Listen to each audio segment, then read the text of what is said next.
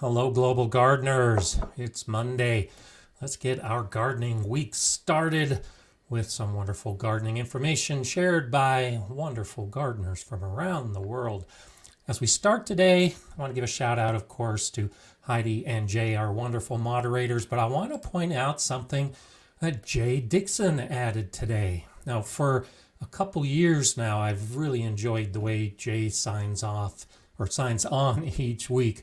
Good morning to all from Huron County, Midwestern Ontario, Canada, in the lee of Lake Huron. She adds that every week, but this week she added something new on the traditional lands of the neutral Anishinaabe and Haudenosaunee peoples. And I hope I didn't butcher those too many. So that's fantastic, Jay. I appreciate you adding that extra information to your welcome, and it's nice to see that you're still here. It gives me something new and exciting to see every week when you sign on. So I appreciate that so much. Let's go ahead and start with a question from DLR 978. Do potato leaf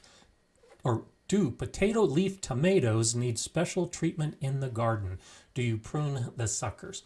And so you may know that tomatoes and potatoes are in the same family. And there are some tomatoes who have a leaf that's actually shaped more like a potato leaf than a tomato leaf. And so that's what we're referring to when we talk about a potato leaf tomato. And the most common one I think that a lot of gardeners grow is brandywine. So the brandywine tomato has a potato leaf shape for its leaves. It's still a tomato. It grows like every other tomato, and so you really don't need to treat them any differently. A tomato is a tomato. It might have a different shaped leaf, but it's going to grow the same. So it really becomes more important to acknowledge whether it's a determinate or indeterminate tomato when you decide how you're going to grow it and how you're going to prune the suckers. And so for indeterminate tomatoes, it all depends on how much you want to keep it under control. And those are the kind of plants that we typically will remove some of the suckers, some of the little shoots that are between the leaf branch and the stem, and those can grow into full-size plants. So to keep the overall size of the plant under control, you see a lot of us recommend pinching off those suckers. If it's a determinate tomato, you really don't want to pinch off as many of those suckers. And so it really is that is really the biggest consideration when you're pruning your tomatoes. So there are determinate potato leaf tomatoes and there are indeterminate potato leaf tomatoes. And that's really the big factor when it comes to deciding whether you want to prune off the suckers or not, whether you want a big plant or a plant that's under control. So thanks for asking that question, because I don't think we really talked too much about potato leaf tomatoes in our garden much. And brandywine is a classic heirloom that goes back generations, and it just happens to be one of those that looks a little bit different than all the other tomatoes that we're growing in the garden. So hope that helps out. Yeah, Bettina is answering the question. Thank you for that, Bettina. Depends on whether it's determinate or indeterminate. So thank you for sharing the information. You all are so great with sharing the information. Today I want to talk about starting your garden season. Now, I know some of you have already got the season going, and for some of the rest of us, the weather is just still so cool that we're hoping to get our season going. But after you have your seeds in the ground, or after you have your plants transplanted, like some of us are hoping to do, what do you do next? What is the best course of action to keep your plants growing, which is one of those things that it's what really generated this discussion today is I'll start with talking fertilizers. It's the assumption that the best way to keep our plants growing is to fertilize them and to keep fertilizing them. And so I saw a thread on one of the social media that was a question from a gardener who had planted two fruit bushes, and they looked terrible. They were dying. And the question was, what's happening with my plants? What can I do? Why are they dying? Every time I water, I use fertilizer, and this is the way they look.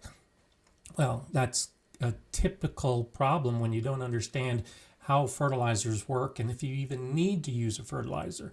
If you fertilize every single time you water, and in this case, she was doing it every 2 days, the plant will suffer because there can be too much of a good thing. The assumption being that fertilizer is a good thing.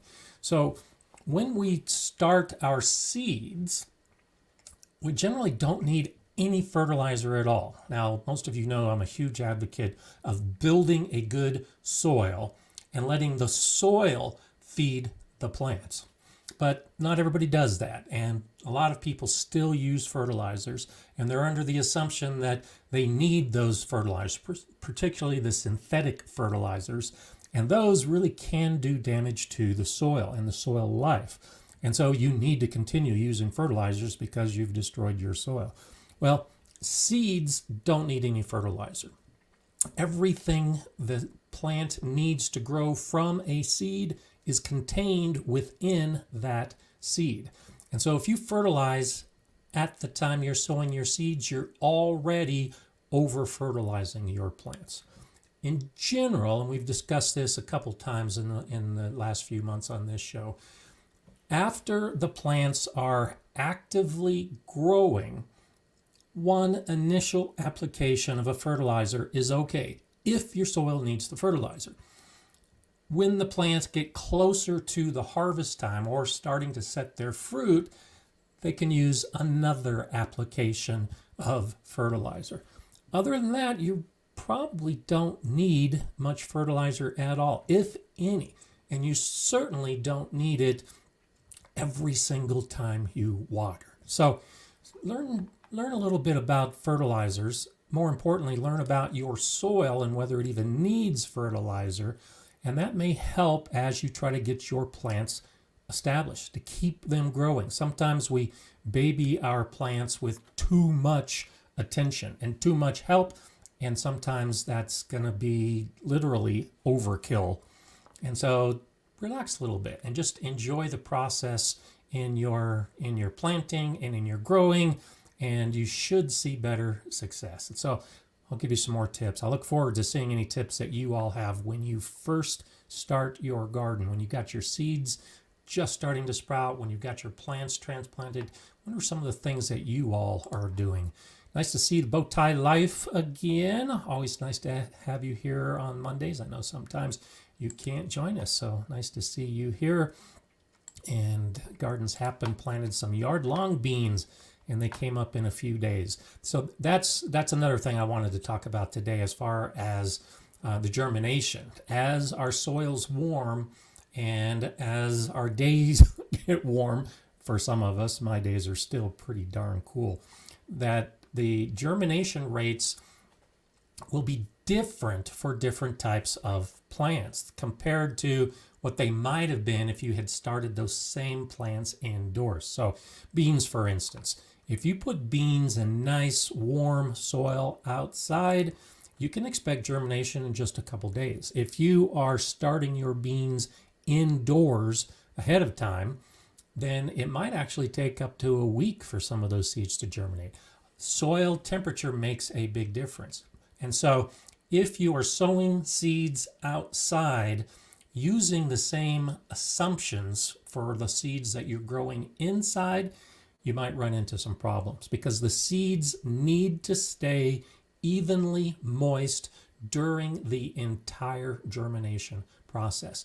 And especially after the little seedlings start to emerge from the soil must remain moist consistently because those little roots are just developing and they need moist soil to grow into.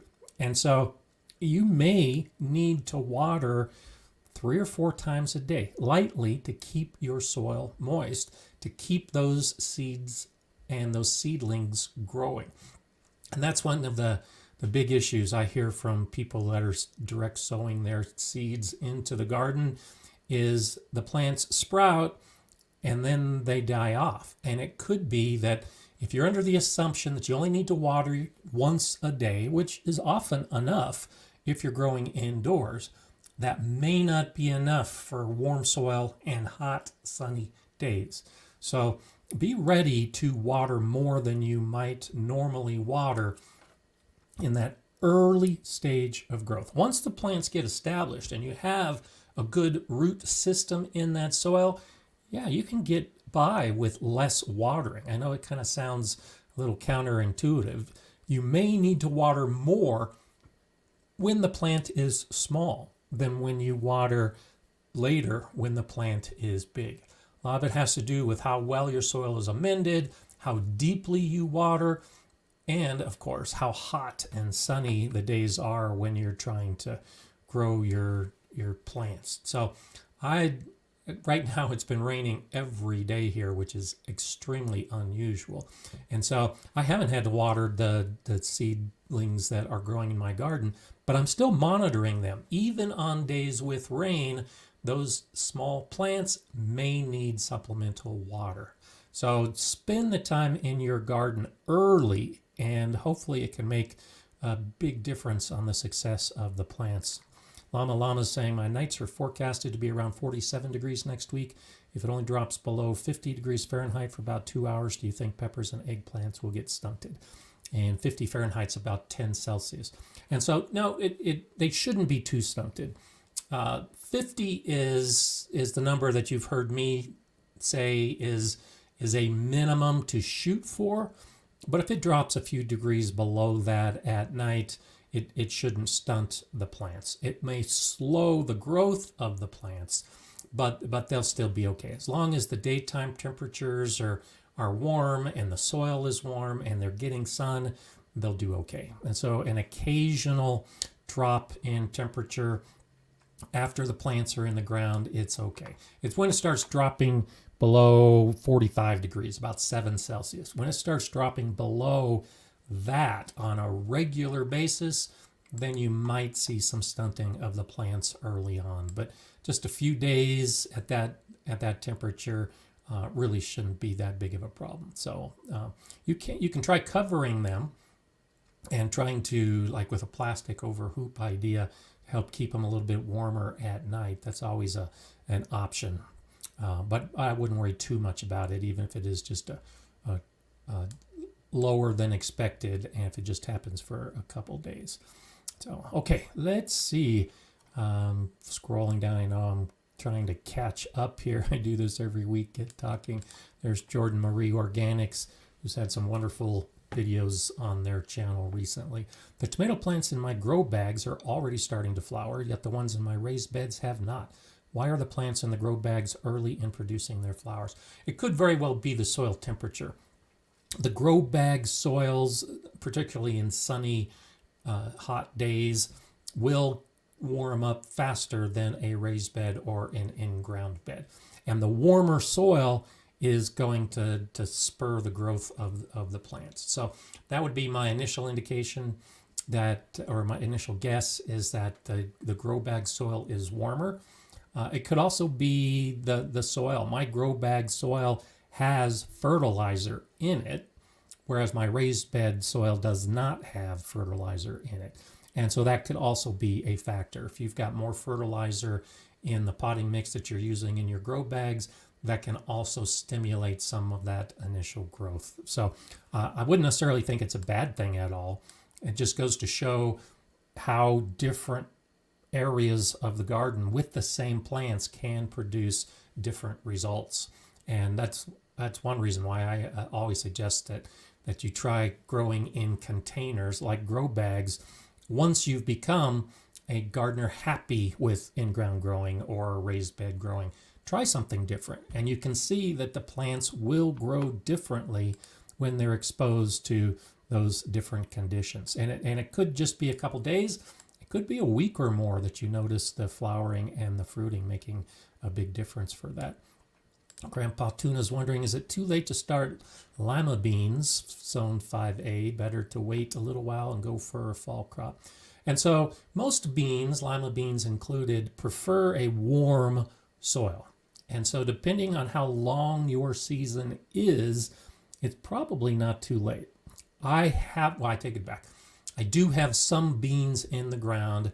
I took the experiment I did last year with the supermarket beans, and some of those seed pods had opened and fallen on the ground. I didn't harvest everything. And some of those beans already sprouted, and some of those beans were on the ground. So I actually took some of those extra beans that hadn't sprouted yet, pushed them into the soil. So technically I've sown some bean seeds, and they're already starting to grow. Those are pinto beans. But for any bean, if the soil is warm, they'll do just fine. If the soil is cool, it might be slow germination. And so you can go ahead and put those lima beans in your soil. If it's still a little bit too cool, they may take longer to germinate. But if the conditions are right, they'll grow. And assuming you have a long enough season, and you want at least 3 months, a little bit more than that, for those plants to be actively growing for most lima bean varieties. And then you should be fine. So if you've got the space, go ahead and give it a try. Lima beans, I think, do better planted in spring or early summer than to be planted in summer and then go into fall for a fall crop.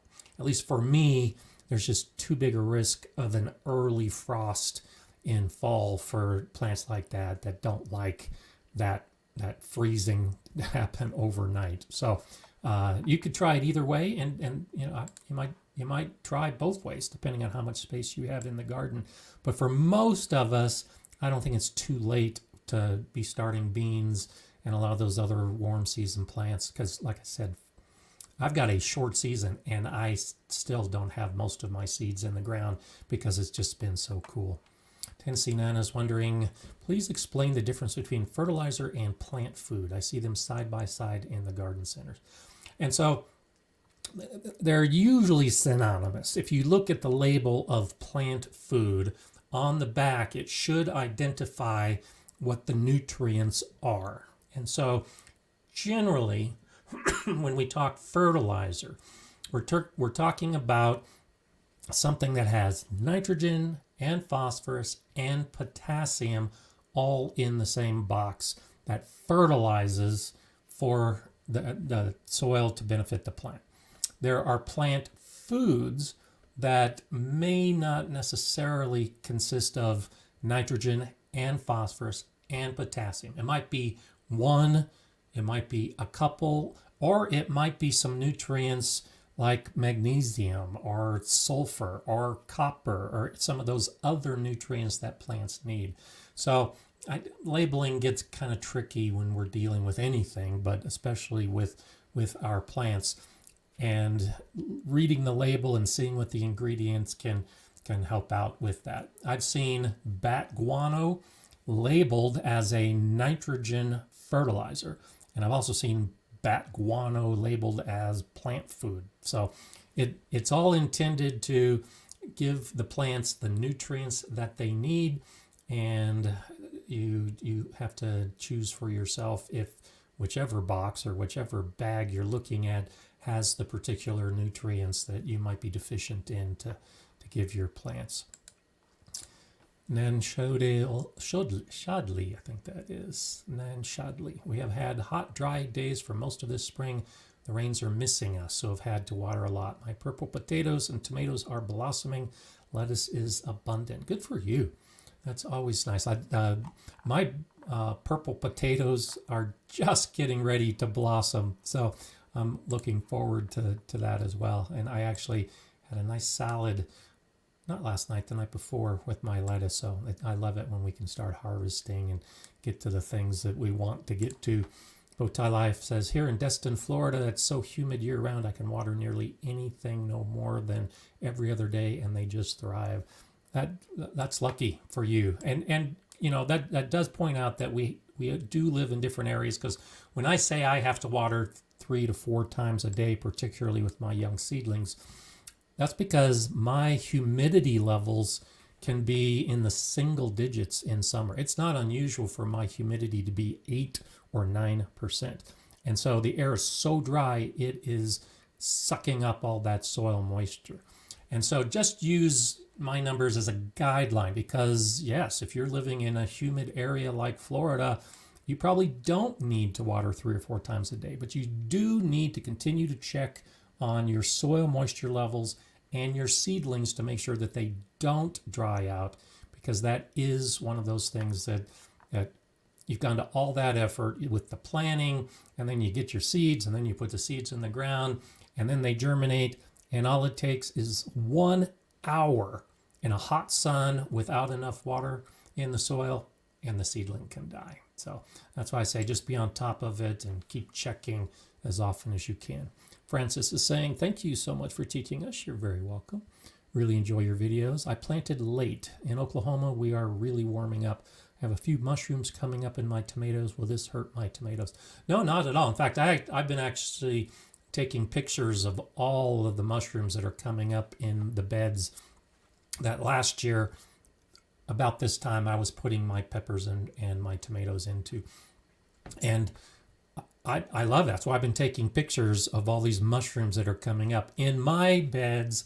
As you know, if you've seen my videos on how I fill my beds, I have logs and branches and wood chips at the base of my raised beds. And a lot of the mushroom compost that I use has woody chunks in it. Well, the mushrooms are actually a really good sign. I like seeing the mushrooms in my beds because what that fungi is doing is feeding on all of that woody material. And the bacteria in our soil that gets all of the attention is feeding on the soft organic matter. But those wood chunks need to be broken down as well.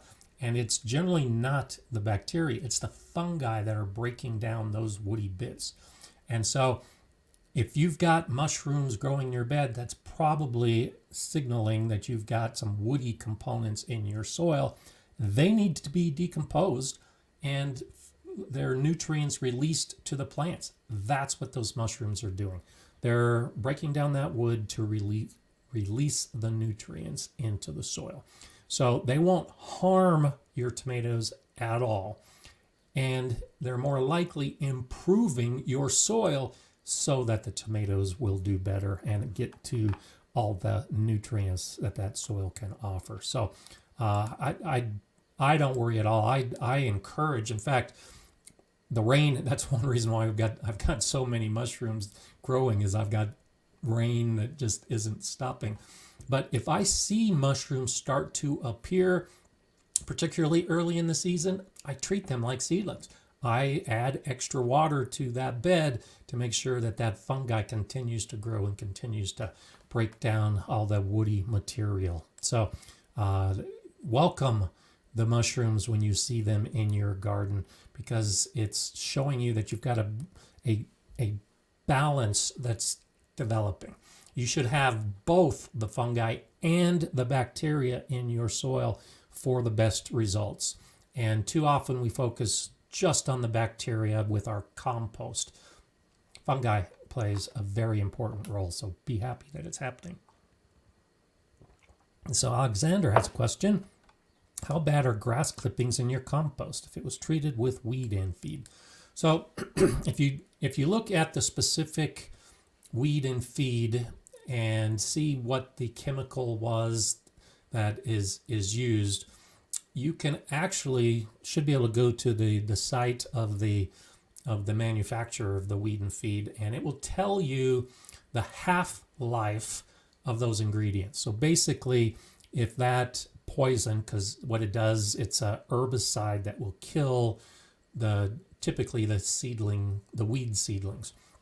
Well, it can stay in the soil for months. And that's the information that you really need to be aware of, is what's the half-life? At what point is that chemical at 50% in your soil? And it might be 1 month, it might be a year, it might be 2 years. So generally, if I'm using well, generally I try to stay away from grass that has weed and feed. But my buddy Steve gives me his grass, and he has a lawn service that uses weed and feed products. For that grass, I keep it bagged up for a year or more before I put it into my compost. And then in my compost, the bacteria and the microbes and the heat will help dissipate any of the chemicals that remain. So by the time that compost reaches my garden, the chemicals that would have been on that grass it's almost 2 years old, at least a year and a half old. So I don't worry much about it because I have looked into the half-lives of the chemicals, recognized that the half-life is usually 6 months.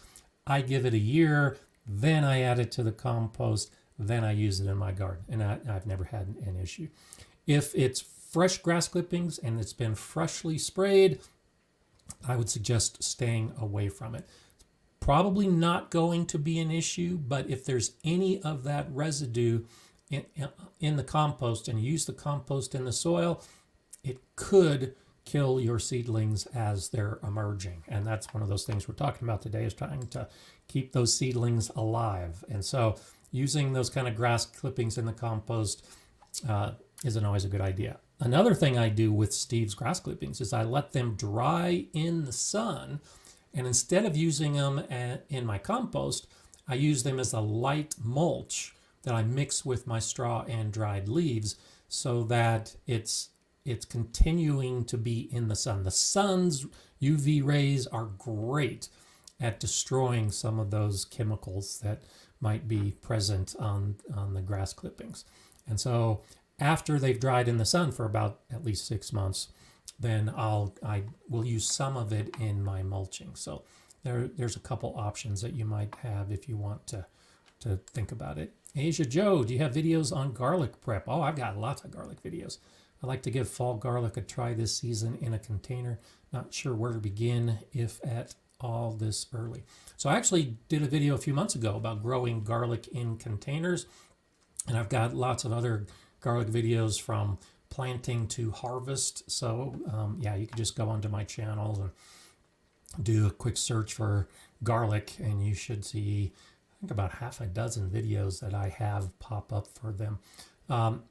Yeah, do some fall garlic. The key when you are like starting a garlic in spring to harvest in fall, or starting a garlic in spring to harvest in summer, if at any time you're growing garlic, the bulbs are not exposed, or the cloves are not exposed to cold temperatures, then you're not going to get big bulb development. So that's why for many of us, we plant our garlic in fall so that it is exposed to the cold winter temperatures.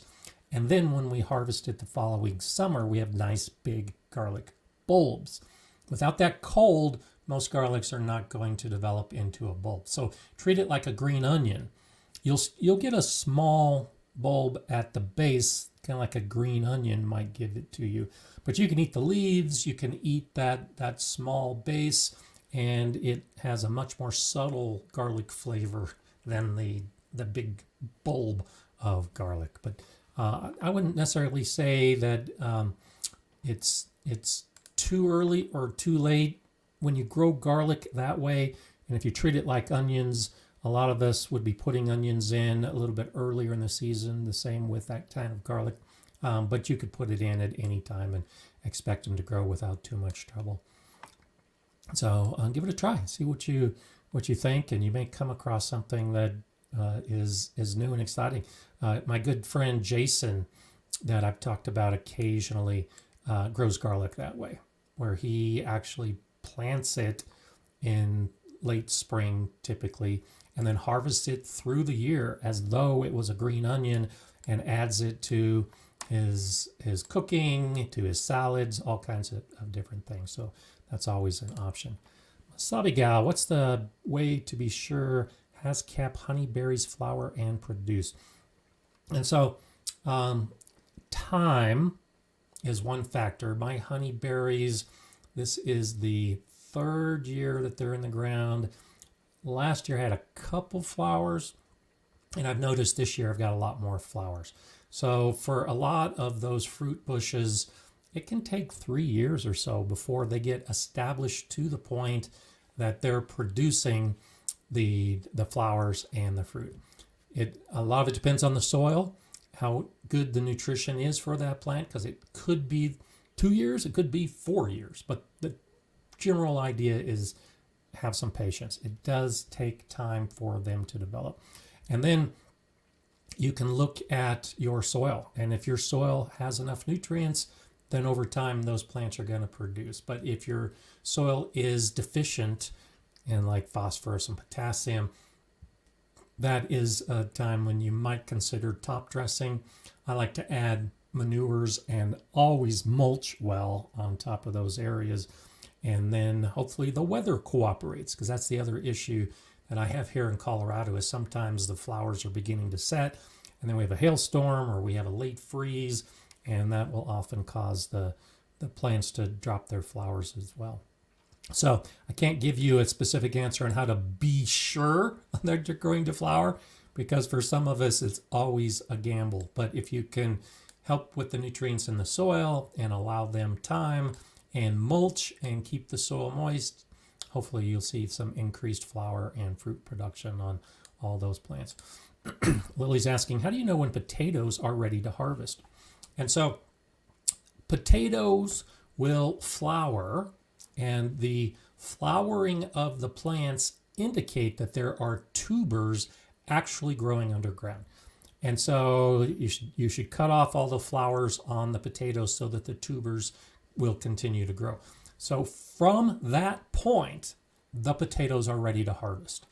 It's a question of how big you want your potatoes to be. So if you want new potatoes, young, small potatoes, then you harvest shortly after they flower. You'll have very small potatoes.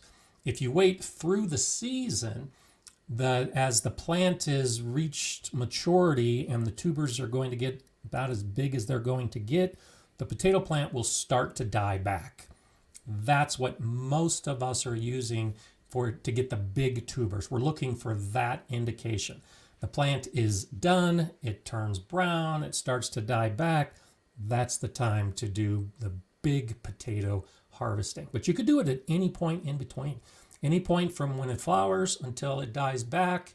It will make a difference in the size of the potato, but that's the time that you can expect to harvest. And the tastes are good the whole time. And that's why it's a good option for you to maybe, especially if you have more than one potato plant, you can be harvesting at different times in the year to get the different size potatoes depending on what it is you're doing with them. So I do have a couple potato videos as well, and you can see specifically how I planted the potatoes and how I harvest the potatoes. Christine's wondering, do you know if a white rot or brown rot fungi would be better at creating nutrients for plants? White and brown rot refers to whether they break down the cellulose or the lignin. And so that's a good question. And I don't know if one is better than the other. And that's why I encourage the fungi in my soil, is because of exactly that. The cellulose, the bacteria will eventually break down the cellulose, whereas the lignin, it's really the fungi that needs to be present to break down the lignin. And the fungi is much more suitable for breaking down the cellulose than bacteria as well. But as to whether the white or the brown is better than the other, I really don't know the answer to that question. I'll have to look into that and see if I can find an answer. The plant rotting and decomposing or the roots in this case, are what are releasing the nutrients into the soil. And so they're both going to do that. I don't know. I'll have to see if I can find a study that has compared them. I haven't come across that in my readings in the past, but that's one of those where it's good and bad. They're both good at rotting the roots and breaking them down into their base component of nutrients. But depending on what you're trying to grow, you don't necessarily want that kind of fungi with the white rot or the brown rot, because now you're not getting the harvest that you're looking for. So it's the good with the bad. You're getting nutrients to your plants, but you're not necessarily harvesting what you were hoping to harvest. Growing roots in agriculture. Hello to you. I finally installed my tomato patch in my garden and I'm stoked. Awesome. As well as I'm going to install a pepper patch. Good for you. I did get my super hot peppers in the ground in my greenhouse. They look wonderful. They're doing great. So I am stoked to get my peppers in my outside garden as well. So I'm glad to hear it. Yes, I know that feeling of finally getting the patch going.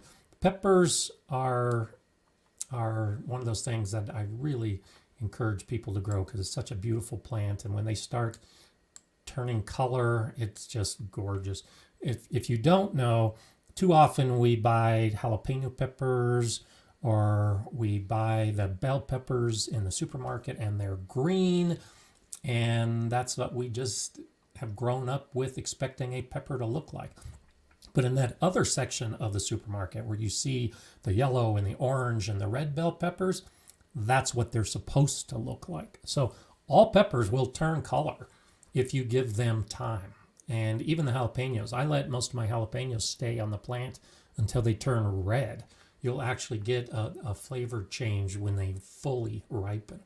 And so not only should you set up a pepper patch, but make sure that those peppers are growing all the way to the point that you can see the color and get that benefit of a fully ripe fruit. And that's one of those things that I think is the fun of growing peppers. It's just such a beautiful plant when you have all those red or orange or yellow peppers that are growing on it. Dan is wondering, are you not worried about the health effects of herbicides? What about 2,4-D? Do you know what the half-life is of that one? I don't know specifically because 2,4-D is often mixed with something else. 2,4-D is a broadleaf herbicide. And so if you have 2,4-D contamination in your garden, in your compost, and you're noticing that all your lettuce plants are dying, but that your onions are unfazed, it's because of an herbicide like 2,4-D that kills the broadleaf. And so, no, I'm not that worried. If you give yourself the time for that chemical to dissipate, then the chemical is essentially not there anymore. And especially with the bacteria neutralizing it, the bacteria is just incredible at neutralizing some of the harmful things that could happen in our soil. But that's why I wait, and that's why I am not using a lot of those materials for months or years, because I want it to dissipate to the point that it's not a problem. But like with 2,4-D, it's going to kill the plant before I would eat the plant. And so that's why I'm not concerned about the health benefits, because if the residues are there and they're killing the plant, well, then I'm not eating that plant. And so I am not concerned about it. Tyler's wondering about my zone. So I am in zone 5B. Now I wanted to talk about this as well today, so thank you for that question, Tyler. When we talk about our vegetable garden, and you'll hear me talk about the length of your growing season, the zone we're in has zero impact on our summer garden. Zero. Because the hardiness zone is based on the lowest average winter temperature. And so when we're growing in the summer, we're nowhere near our lowest temperatures. And that's why there are gardeners in zone 9A and 4A that can grow the same plants during the summer, because it's all about the heat of the day, the heat of the night, and how long the growing season is, from the last frost in spring to the first frost in fall. That's the length of your growing season. So I'm in zone 5B, but this time of year, you really won't hear me refer to that at all. When I make my summer vegetable garden videos, I'm never mentioning what zone I'm in. Whereas when I make my videos in winter, you'll often hear me refer to my zone. And that's the key difference to be aware of, is to understand that when you buy a bean seed packet or any other tomato plant or pepper plant or anything, it's not going to say anything about the zone on the label because the zones are a winter function primarily focused on perennial plants and trees and shrubs, and really doesn't matter in the summer garden at all. So hope that helps out in the growing of your garden and getting things going, because I'm not even concerned at all about my zone. My coldest temperatures are long past. It's still cold, but it has nothing to do with the zone. It's just the weather patterns that are happening right now. 2 gals, my tomatoes and peppers are in 2-inch pots. I don't think I'll be able to plant out until about June 10 to 15th due to the weather. If I potted them up, would it screw them up at transplant time? So that's a good question. In fact, you should actually, if you watch my video that's coming out on Thursday, you'll see me talk about this. The plants, most of the tomatoes I have growing are in 3-inch pots, some a little bit bigger. But I'm encountering the same problem. My plants are in pots that are too small for them, and I'm still waiting to get my tomatoes in the ground for the most part. And so what ends up happening is the plant is a little bit smaller, typically a little leggier, and there is that concern. Don't worry too much about it. Once the plant gets into the ground and the soil is warm and the sun is shining and you're watering and mulching, the tomato plant will catch up and grow and do just fine. If you're expecting a long delay, so you're basically looking at 5 days to a week before you're going to put those plants in the ground, I think that's not enough time to put it into a pot, like an intermediate pot, and then transplant. Every time you transplant, you are causing some shock to that plant, and you are disturbing, if not destroying, some of the roots on that plant.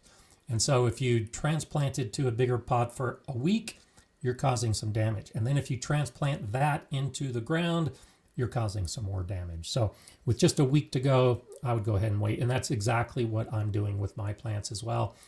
They could be better if I had transplanted them into a bigger size a month ago, but because I've waited, it's really not going to give the plant any of the benefit that you might hope it would give.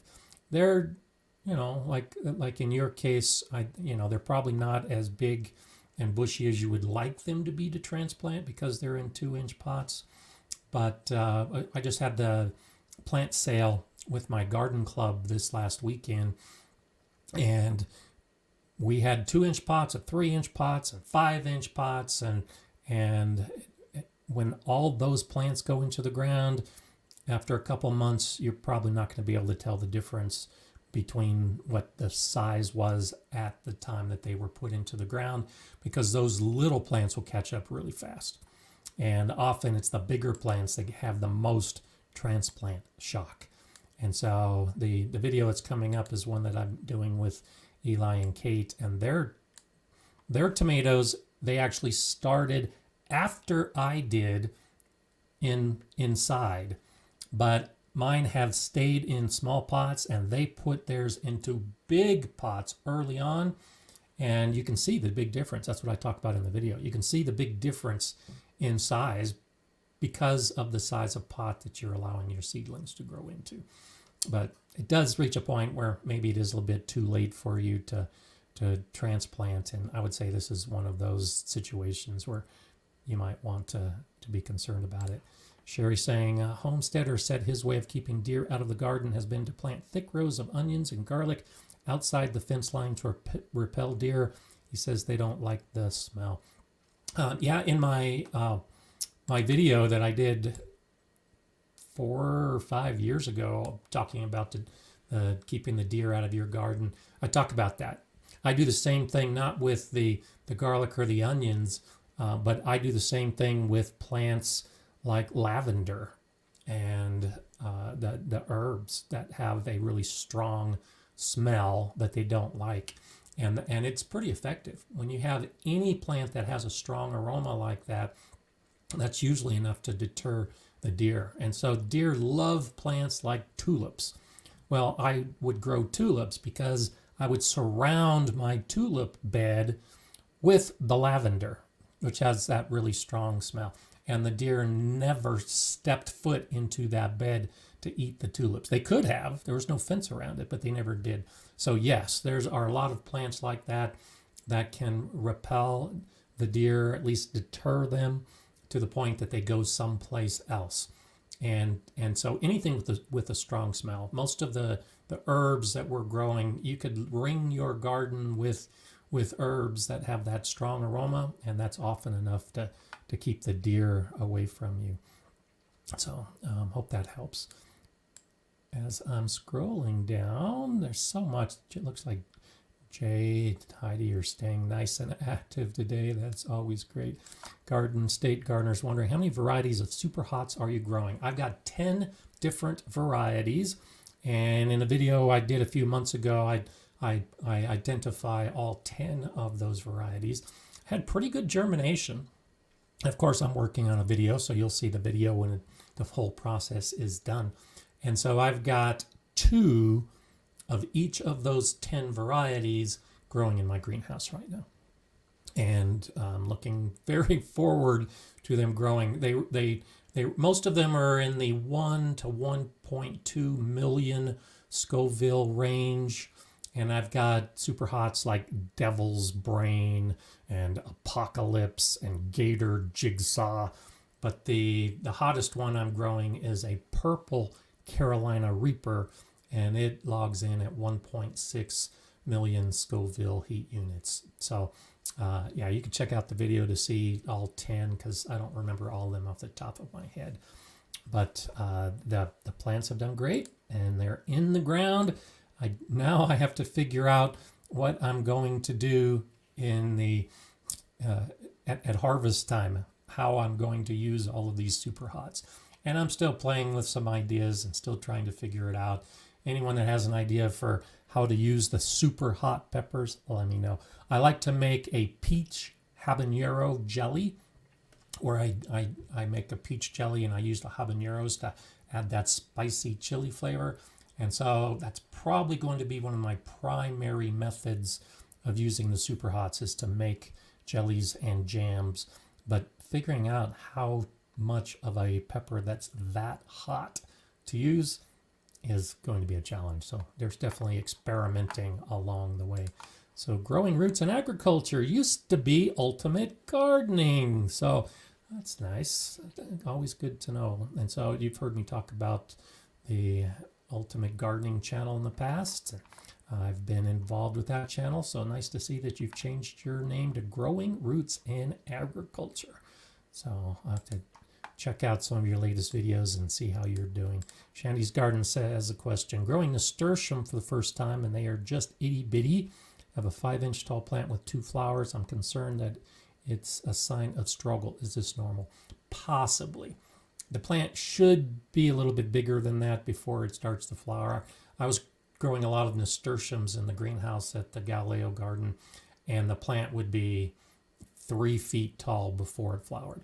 Now, that being said, there are different types of nasturtium, so do check on the variety you have, because there are some dwarf varieties that really don't grow much more than 12 inches tall. So check your variety to see whether it should be a short or a tall one. And if it's supposed to be a tall one and it's already flowering at the 5-inch point, I would go ahead and pinch off those flowers, because that usually is a sign of stress. And so the plant should be putting more energy into root and leaf and plant development than flower development. And so it might be normal if it's a dwarf nasturtium, but no, it's probably not normal if it's supposed to be a full-size vining nasturtium. And so take a good look at your soil moisture and your heat levels and how much sun they're getting, and see if there any of those are the kind of things that you can maybe improve if it's something that you have control over. I love nasturtiums. I used to really like putting the nasturtiums in the greenhouse, because then when the students would come in, they knew that the whole plant was edible. They had to ask first, but I always said yes, and we'd be working in the greenhouse and they'd be chewing on a leaf or chewing on a flower, and that's a great way to get kids interested in gardening. Greg is wondering, I transplanted my peppers and it's been cold and they flowered quite a bit already. Should I remove all the flowers that have appeared? Plants haven't really matured in Massachusetts. And so, yeah, that's one of those things. They generally, after I transplant my peppers, any flowers that appear in the first 2 weeks, I pinch off because I want the energy focused on the plant growing the roots and the stem and the leaves. And so, same type of thing. If you've transplanted recently and it's been cold, the plant is being stressed and it's going into survival mode. And so it's going to send out those flowers. Pinch off those flowers now, or else it triggers the plant to just keep doing more flowers, and the plant will stay stunted. And then hopefully you'll get the warm weather. That's like me. I'm waiting for the cold to leave and the warm to come, and then the peppers and the tomatoes can be put in the ground and just take off. But if you put your plants in the ground when it was still cold out, you're seeing the results of that. The soil temperature and the air temperature does need to be warmer for the best results. And I would say go ahead and pinch off the flowers and just wait until everything improves.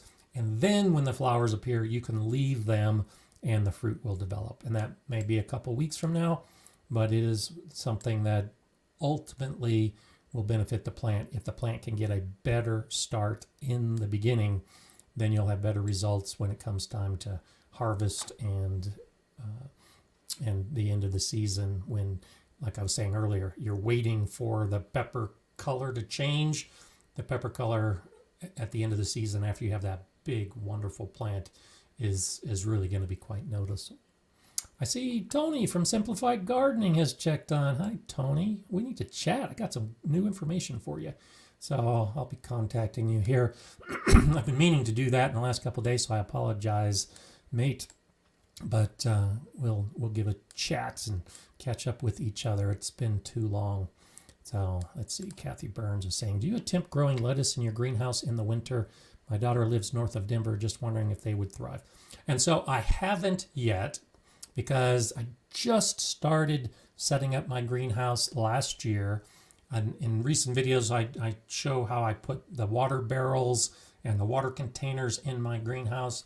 And so it was too cold over this last winter, but I am looking to this next winter to try to grow some lettuce and spinach and plants like that in the greenhouse and see how well they'll do. Now, thriving is a relative term, because for most plants, including those cool season plants, there just isn't enough light during the winter for those plants to thrive. They might stay alive, they might grow enough to be able to harvest, but the growth is very, very slow, because for my typical winter, even though it might be sunny, we might only get 4 hours of good direct sunlight, like in a greenhouse, for the plants to grow. And for many plants, that's just not enough.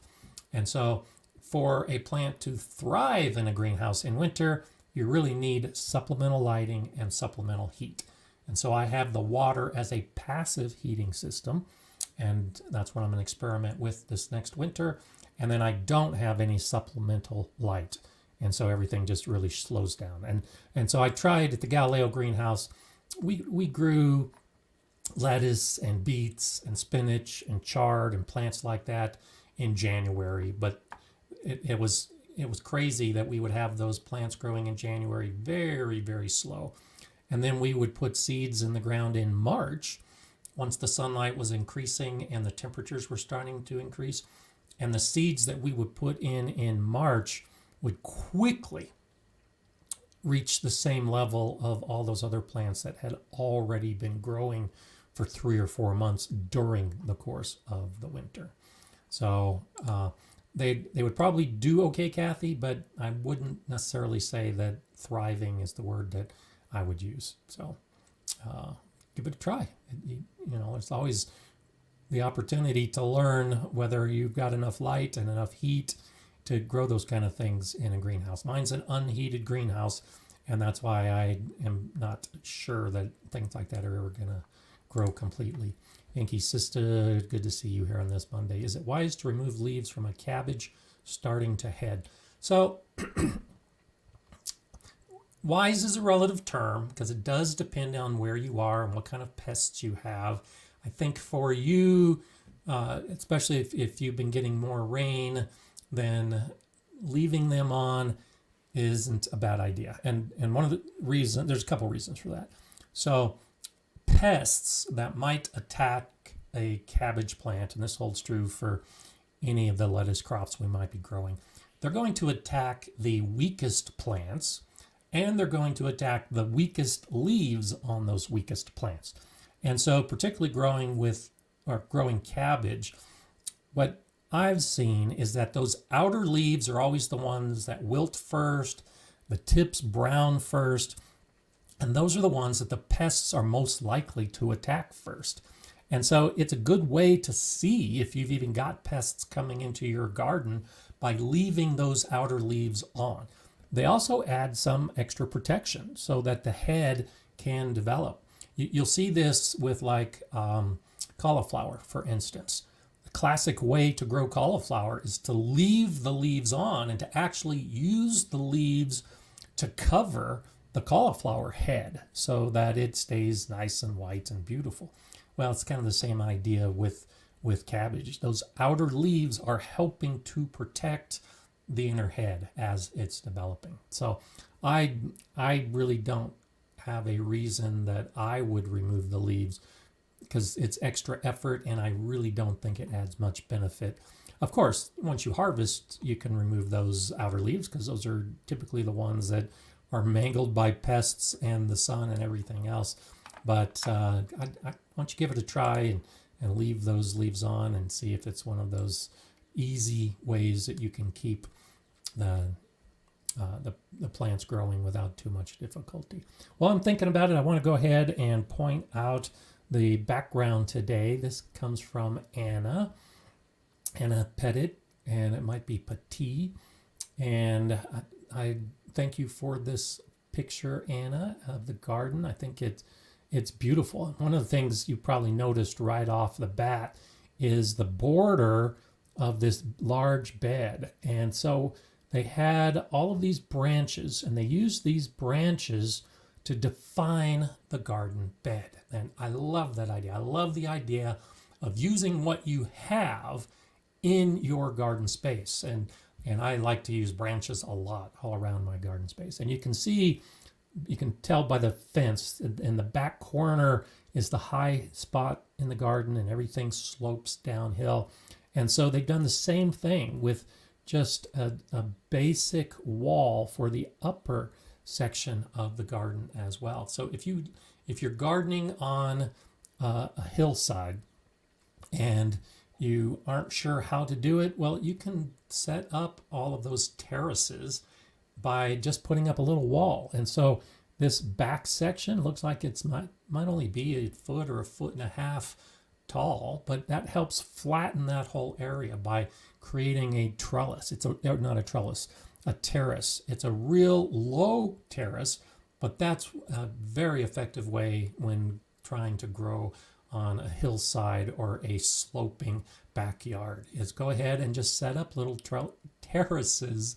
And I show that in one of the videos that shows my front yard. When I first moved in, I set up low brick walls. I've got 2 little walls in my front yard, and each of the walls is about a foot tall, and that sets up a terrace of 3 different levels. And each of those levels are flat for the most part, and without those walls and that terracing, I'd have a gradual slope in my front yard. Water would run off, the mulch would flow into the street. And so terracing a garden on a slope isn't that hard, and especially when you reuse the woody material like these branches in your garden, I think that's just a wonderful idea. And then of course the big bamboo for trellising the plants, and then the little greenhouse that's hidden in the background by the fence. There's a lot of fun stuff in this garden. You can also see some of the flowers growing Those might be morning glories. I'm not sure. Can't quite tell. But having the flowers around the garden, having the terraces built from the materials that you just gather off the ground, having the garden borders done the same way. And then if you look at the mulch in the garden, it looks to me like that mulch is made up a lot of leaves.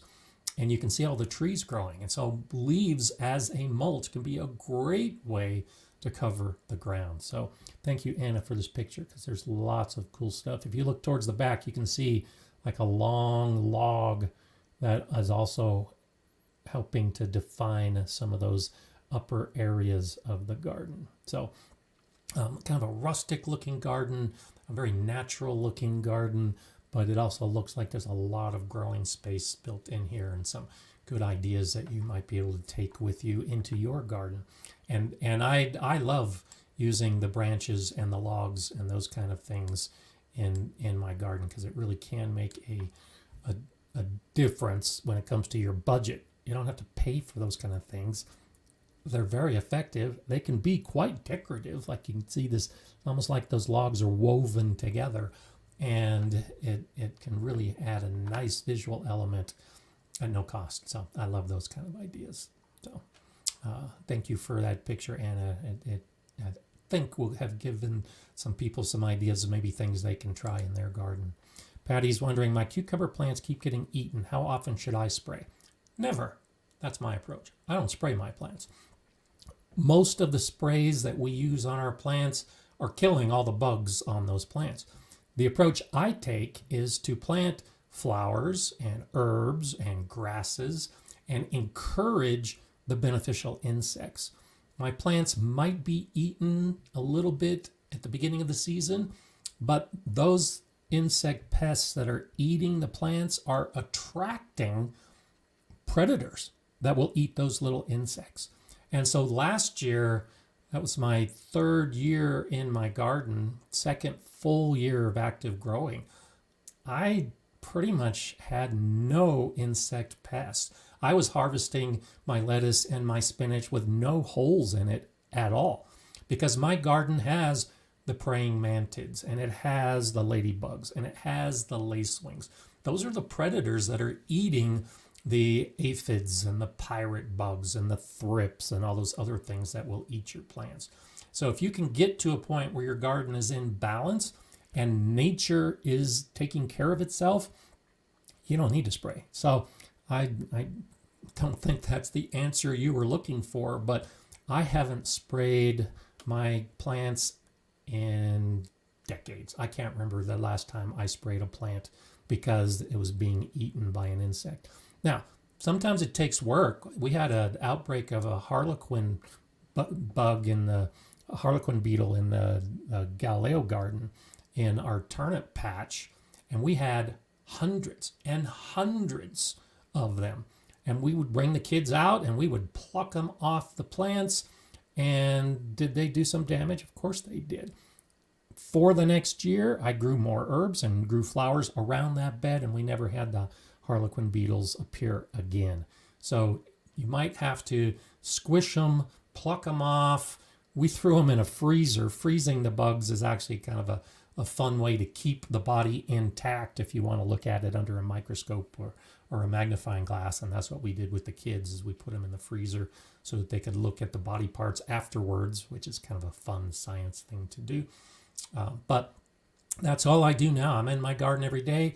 I had a squash bug I saw a couple days ago, and I squished it. It's the first one I saw, and I squished it before it got a chance to lay eggs or mate or do anything else. And so I keep up with my garden as much as possible by mechanically removing the pests and then encouraging those beneficial predators to eat the pests. And I don't spray. In fact, if you're spraying more than once or twice in a season, you're probably causing more damage than you think. You're probably killing some of those beneficial insects.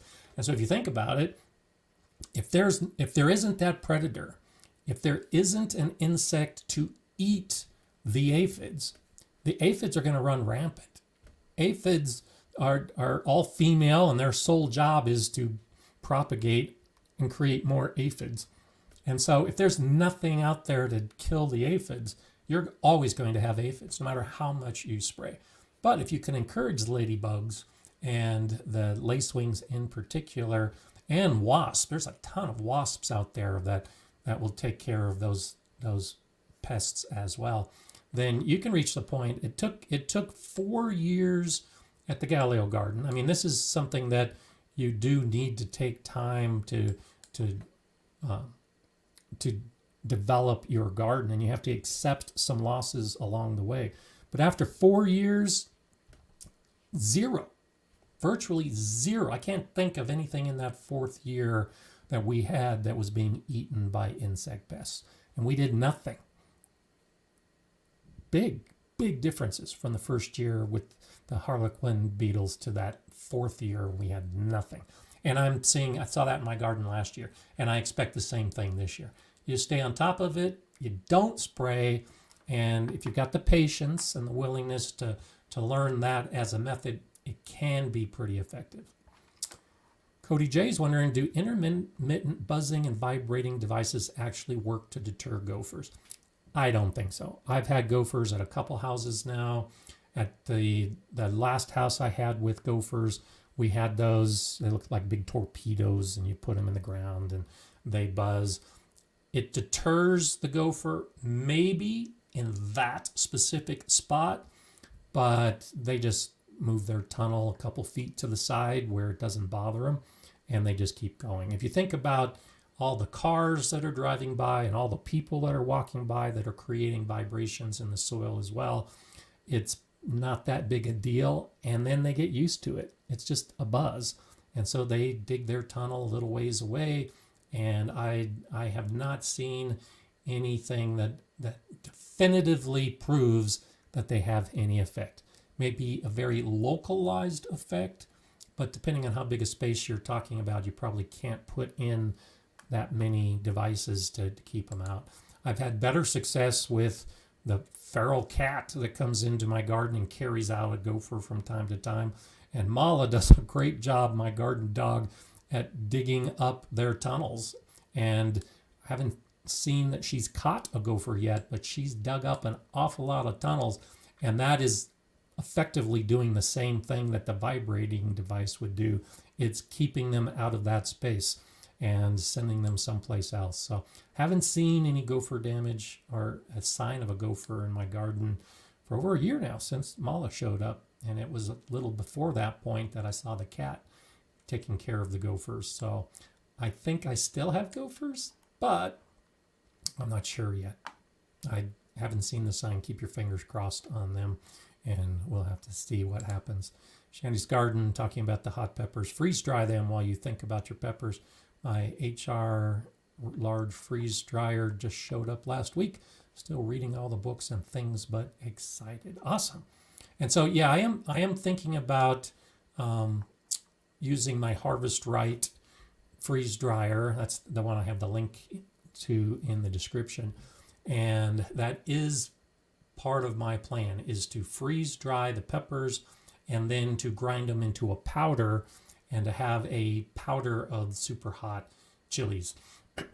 I'm just not sure how effective it is. I was talking with a gardener friend at the plant sale this weekend, and they had tried something like that.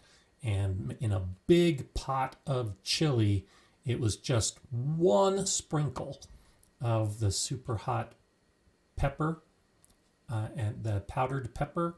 And if it was too big of one sprinkle, it made it too hot to eat the entire pot. So it's an option. We'll just have to wait and see. I'll probably freeze dry. I did that this last year with a lot of my peppers. I freeze dried my peppers, and they're just sitting on the shelf waiting for me to use them. And occasionally I'll pull them down to make a pot of chili. I did that with my roasted peppers that I had. And they're also really delicious to just eat some of those freeze-dried peppers as like a little snack without reconstituting them. But I know I won't be able to do that with the super hot pepper. So we'll see. It's going to be an interesting experiment as we move forward. And it looks like Jay's got the link to how to keep gophers out of your yard and garden. That's not one of my videos, but looks like it could be some good information. And so if you're asking a question, and that's one reason why I'm scrolling down now and falling behind, as I say in the description below, if you put at Gardner Scott at the beginning of it, then I can recognize it as a question, and it's much more likely to be answered. Brandon's wondering, any reason why my pole bean seedlings would be a very yellowish green in my raised garden bed? I direct sowed, and the peas before them were a nice green color. Thanks. It could be a temperature. It could be that it's still too cool in the soil, and so that is one of the indications that the soil is too cool, is that the bean leaves will be yellowed. Depending on where you're at, like in my area, anything that's yellowing right now is because it's getting too much water. We've just had so much rain. It could mean that the water or the soil is becoming a little oversaturated. That can cause yellowing as well, along with the sun. If it's been overcast, it might not produce the green, whereas the peas that were before them may have had. Beans don't mind growing in cool conditions, and they don't need quite as much sun, and so that may be why they're green and the beans aren't yet. And so I'm guessing it's probably weather related, because of the temperature, and then maybe the clouds and maybe the rain. So give it a little bit of time. If the new growth of your plants is green and looks healthy, then the plant's doing okay. It's normal if a plant is stressed for it to put energy into that new growth, often at the expense of the old growth. So those first leaves are going to be the first ones that turn yellow, because the plant is saying, you've done your job, I don't need to keep you alive, I'm putting all my energy into the new growth of the plant. If the new growth is yellowed or spindly or just isn't growing as you hope it would, then often it's a nutrient issue and or sun issue, lighting issue that can be attributed to that. And so look at the whole plant, and as long as it's continuing to grow and the new parts are growing well, then you're probably going to be okay. You just need to have some patience. Francis in central British Columbia, the coutonnets in my carrots are about 4 centimeters. When can I feel safe from the fly? Afraid to even thin. And so there are, depending on where you're at, there are pests like a carrot fly that will come in, and in this case, like with carrots, for instance, if you thin out the carrots and you're pulling out a carrot to thin, because you've got so many growing so close together, the aroma that dying carrot emits is enough to bring in a carrot fly, and now all of a sudden you've got issues where you can't harvest later crops because of the problem with that. So I'm guessing this is a similar kind of situation. There's a couple options. Look at the specific fly that you're concerned about, and you should be able to see what the life cycle is. At what point is the adult fly laying the eggs? And that would be the point that you could then thin out the plants without too much concern, because you are doing it outside their normal life cycle, and that disrupts their plan. They want to find your patch and come in and lay eggs. And if they can't find your patch because you're not helping them out any, that's one way to do it. Another is to cover. If you've got row cover fabric or any other muslin material, you can achieve the same thing. You can go ahead and thin, but then cover the crop so that the adult flies can't get in there and lay their eggs. And so those are a couple ways. The timing is typically what I do for a lot of the plants I'm growing that might be susceptible. But then covering is another great advantage. I did that a couple years ago. I made a couple videos where I talk about that, and I had one of my beds covered most of that early season and had 0 pest problems because they were covered, and the adult insects couldn't get to them to lay the eggs, and it's usually the larva that does all the damage in our garden for a lot of those type of pests. And so you just have to keep the adult away from laying the eggs, and then you won't have the larval problem. And so it's how much effort you want to take. That's why most of the time I'm not wanting to take a lot of effort with covering and uncovering. And so I use timing as the system for a lot of the pests that I have in my garden.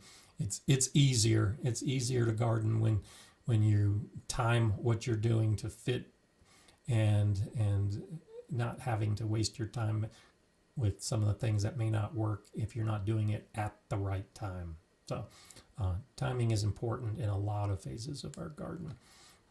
So Jordan Marie Organics says, I'm losing a battle against the ivy in my backyard that my neighbor grows. No matter how much I try to rip it out, there's no beating it. Any suggestions?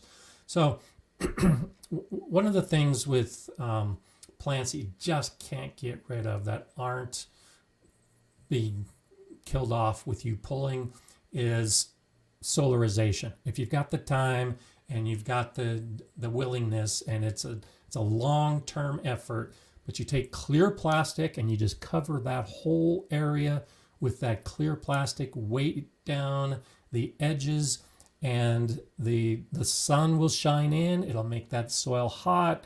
The UV rays and the heat underneath that plastic will end up killing everything underneath that plastic. And it takes at least 3 to 4 months for that to happen. And so every time one of those ivy plants attempts to grow, it's fried. And then eventually the heat builds up and it's enough to kill the roots. And that is usually a pretty effective way at killing a big patch of plants that you don't want. It will also kill the soil life, and so it does have an effect on everything that's in that area. But when you remove the plastic, the soil life will pop back pretty quickly, but the plants won't, because the plants will probably mostly be killed off, and anything that emerges is going to be weakened, and it should make it easier for you to pull it out and get rid of the plant and the roots. So there's an option that you might want to try if you don't want to use chemicals. Chemical control is always an option for killing plants, large sections of plants in particular.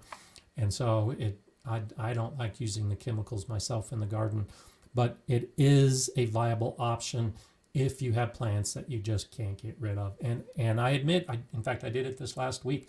I have some bindweed that is starting to appear in some sections in my front yard, and I hadn't even recognized that it was there. And so that is the one situation where I'll spray an herbicide, is with a plant like bindweed that I can't afford for it to take hold.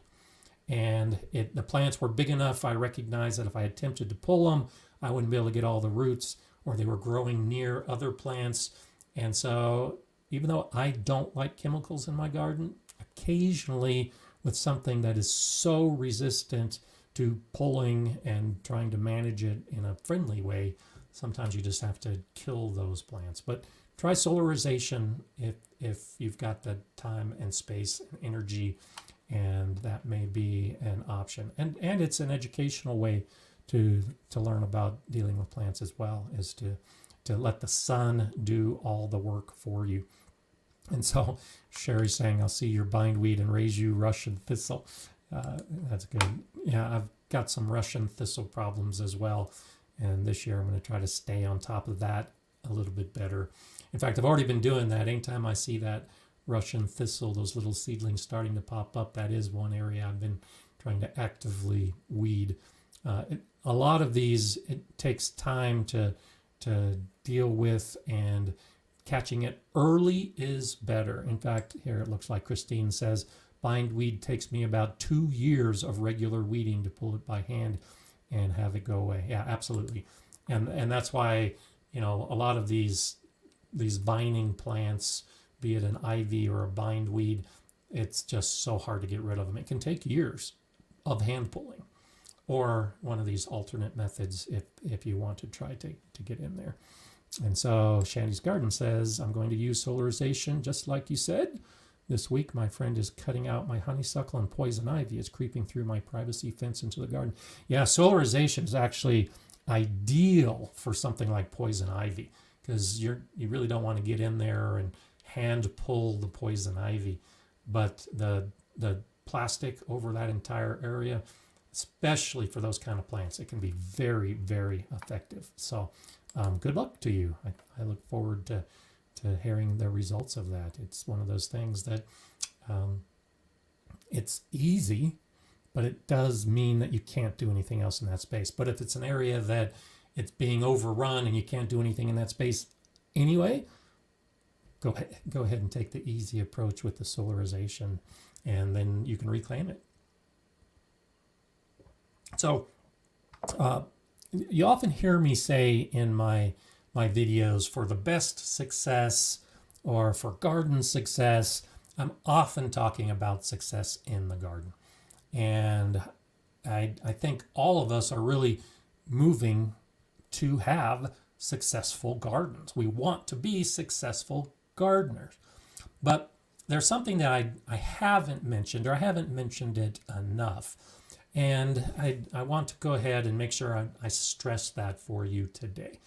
It's the concept, the idea, the philosophy that success is not your destination. You should not really be doing everything you're doing in the garden to move to a point that you have success. Instead, the way I like to look at it is gardening is a journey. And along the path, we have failures and we have successes. And there really isn't a specific destination that I'm hoping to reach on my gardening journey. I'm enjoying the journey. One of the problems with a destination is once you get there, well, what next? Especially with gardening, I don't want it to end. I don't want to reach a particular point defined as a success and then say, okay, I'm done. I guess I don't need to garden anymore. Instead, think of the successes we have, just like the failures that we have, as just a stopping off point on our journey. It's like a bench on the pathway.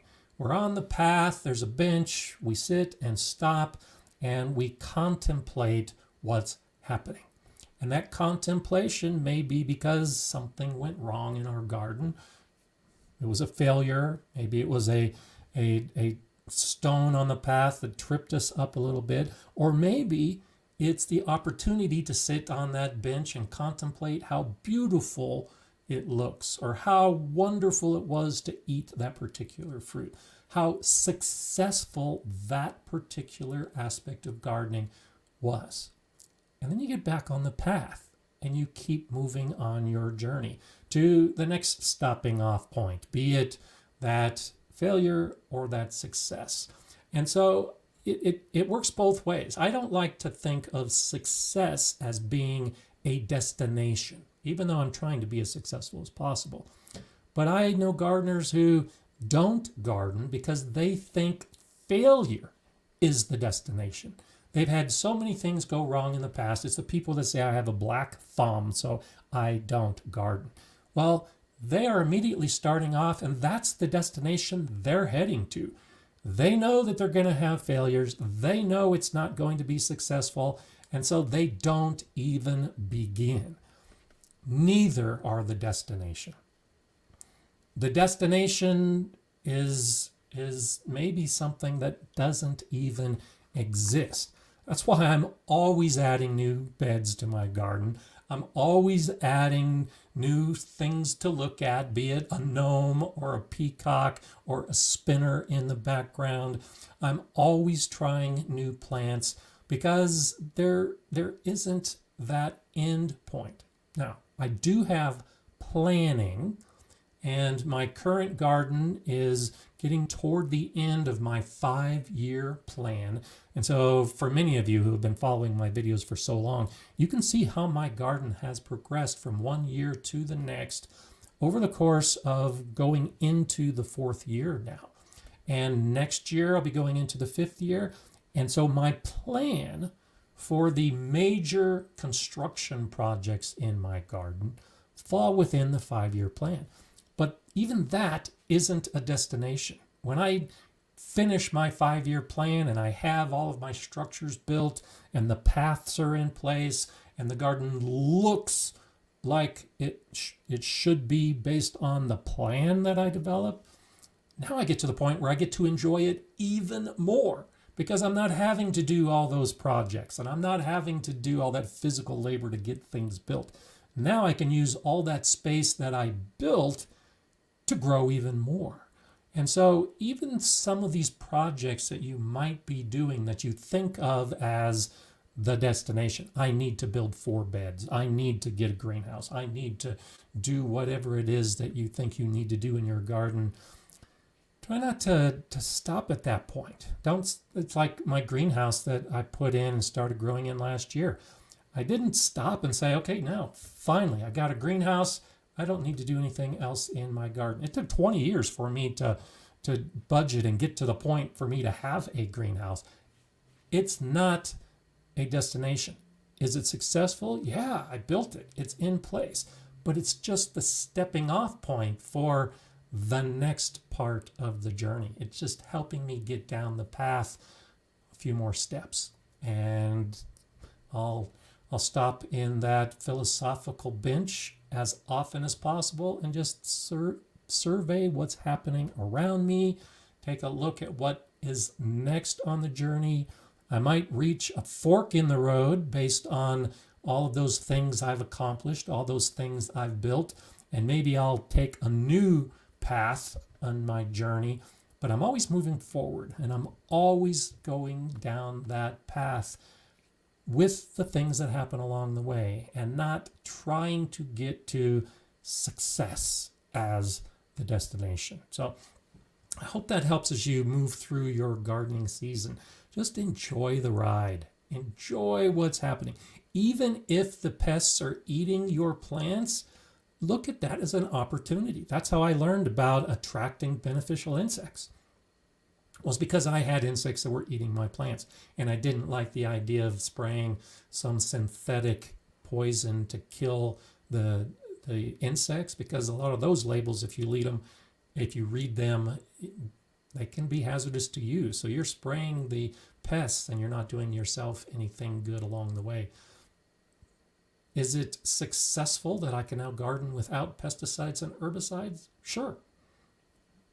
But that hasn't slowed me down at all. In fact, it actually makes it more enjoyable as I move forward because I can take the time that I used to take to deal with some of those issues and put them into more constructive areas, learning and trying and growing and all those other fun things. So think about that as you're in your garden today or tomorrow, the next time you get in the garden.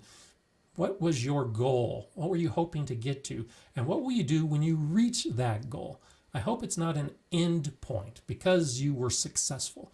I hope it's just a jumping off point for something new to maybe be a little more challenging and to give you something to think about rolling into the future. Yankee Sister, always nice to see you here. Success is everlasting. Thank you. I like saying it that way as well because there are just, you can see successes in your garden every single day if you just look. And I noticed something today that, so here's one of those examples that I'll end with. So the last 2 years in my beds that support my archway, I grow strawberries. And for the last 2 years, the deer have come in and mowed down those strawberries. So I've only been able to enjoy a handful of strawberries in the last couple of years because the deer just are eating those plants. So I got some metal fencing and I built a long covered arch over those strawberries. And I'm looking at it and thinking, I've been wanting to do that for months. That was a big project on my list, and I'm so glad to get to that point. It was a success that not only did I get the project done, but now hopefully I'll be able to enjoy the strawberries. What I saw today is that little arch, and it only sits about a foot, maybe 1.5 feet above the soil, but I've got birds that are now perched on that little hoop in that area. And the birds are using that as a launching point to eat some of the little grasshoppers that are starting to appear and some of the other pests. That's another great way to get rid of pests, is to attract your birds. And so that one success in my garden is literally the jumping off point for the birds, for them to have the success of catching the bugs that take to their little babies that are in my bird houses that all have little babies chirping when I walk by. So you can see all these little things you're doing, like Yankee Sister Homestead says, it's everlasting. There are successes all around us. You just need to take the time and recognize that it is part of the journey and nothing in particular that you are headed toward. Head toward what makes you happy, and all the rest of this will happen along the way. I'm going to be back next Monday at the same time, same place. We'll talk more gardening. I hope if you're having bad weather, your weather improves, and I hope you can get out and enjoy your gardening week. I'm Gardener Scott. Enjoy gardening.